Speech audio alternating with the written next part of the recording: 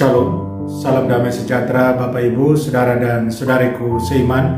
Senang berjumpa kembali dengan Anda dalam permenungan harian Sabda Tuhan, Embun Sabda, Kamis 14 Juli 2022. Semoga Anda sehat, tetap semangat, tetap tersenyum, dan tetap berpengharapan pada Tuhan kita Yesus Kristus. Anda selalu dalam lindungan kasih Tuhan. Buat saudara dan saudariku yang sakit, dalam nama Tuhan Yesus, Anda sembuh. Saudara dan saudariku seiman, hari ini saya ajak Anda merenungkan tema "Datanglah kepadaku, kalian semua yang letih lesu dan berbeban berat, aku akan memberikan kelegaan kepadamu."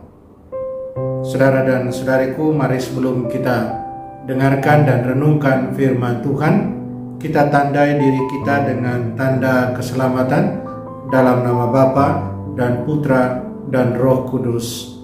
Amin. Injil suci menurut Matius bab 11 ayat 28 sampai 30. Sekali peristiwa bersabdalah Yesus, "Datanglah kepadaku, kalian semua yang letih lesu dan berbeban berat, aku akan memberikan kelegaan kepadamu. Pikulah kuk yang kupasang dan belajarlah kepadaku, sebab aku lemah lembut dan rendah hati, maka hatimu akan mendapat ketenangan. Sebab enaklah kuk yang kupasang dan ringanlah bebanku." Demikianlah sabda Tuhan. Terpujilah Kristus. Saudara dan saudariku yang terkasih dalam Kristus, apa yang Yesus maksudkan dengan kuknya? Apa yang dia maksudkan dengan kuknya? Itu dalam bahasa Inggris my yoke. Kuk, pertama-tama kita harus mengerti artinya. Apa itu kuk?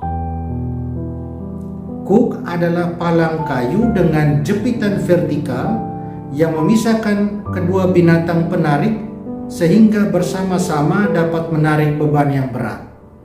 Kita biasa lihat kuk itu di dua sapi, untuk menggabungkan dua sapi ketika mereka menarik sesuatu, menarik beban berat. Itulah kuk.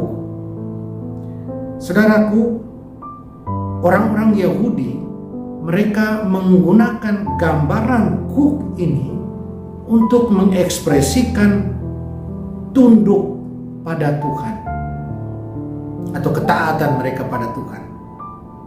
Mereka berbicara tentang kuk hukum, kuk perintah, kuk kerajaan, dan kuk Allah.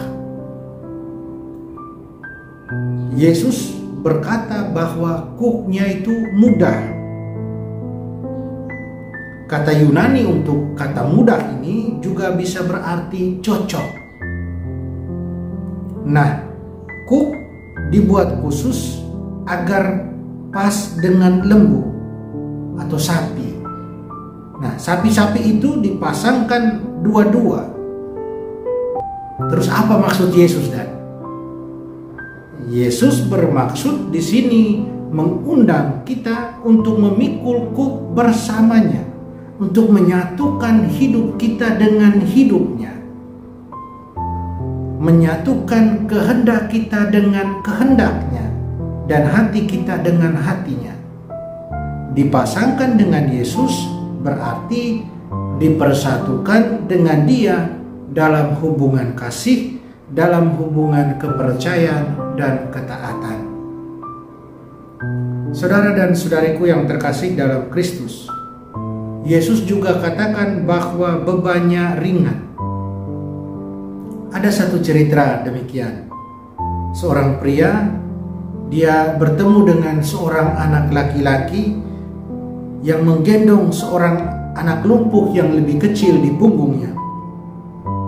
Pria itu kemudian berkata kepada sang anak laki-laki itu, "Bebanmu itu pasti berat yang kamu pikul." Kemudian si anak menjawab, "Dia tidak berat, dia saudaraku." Saudaraku, tidak ada beban yang berat ketika diberikan dalam cinta dan dipikul dalam cinta. Ketika kita memikul kuk hidup kita dengan Yesus, Yesus juga membawa beban kita bersama kita dan memberi kita kekuatan untuk mengikuti jalan kemuridan ini, untuk mengikuti jalan kasih-Nya. Tahukah kita sukacita kalau kita bersama Tuhan Yesus, kalau kita beristirahat di hadirat Tuhan Yesus, berjalan setiap hari bersamanya di sepanjang jalan yang sudah Dia kehendaki, miliki buat kita. Saudara dan saudariku terkasih dalam Kristus, Yesus menawarkan kepada kita kerajaan kebenaran, kedamaian dan sukacita yang baru. Dalam kerajaannya dosa tidak hanya diampuni, tetapi dihapus, dan hidup yang kekal dicurahkan untuk semua. Kerajaan Tuhan bukan kerajaan politik, tapi kerajaan spiritual.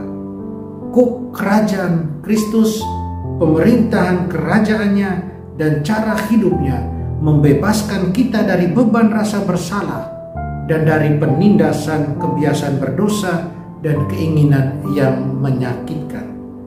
Hanya Yesus yang mampu dan dapat mengangkat beban dosa dan beban lainnya dari hidup kita, beban keputusasaan dari kita.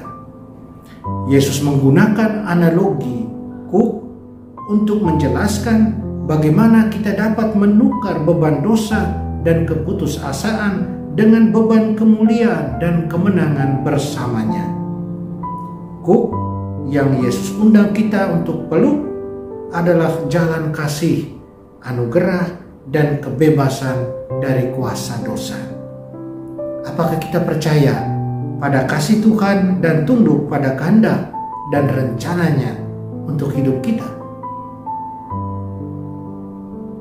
Amin. Mari kita berdoa mohon kekuatan dari Tuhan.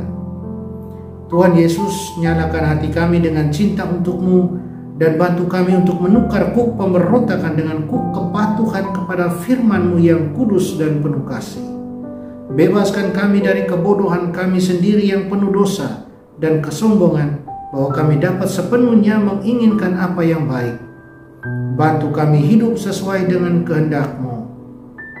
Amin. Mari kita mohon berkat dari Tuhan. Tuhan bersamamu dan bersama roh-Mu. Kita sekalian, semua orang yang kita sayangi dan kasih, usaha karya dan rencana kita dilindungi, dibimbing dan diberkati Allah yang Maha Kuasa, Bapa dan Putra dan Roh Kudus. Amin.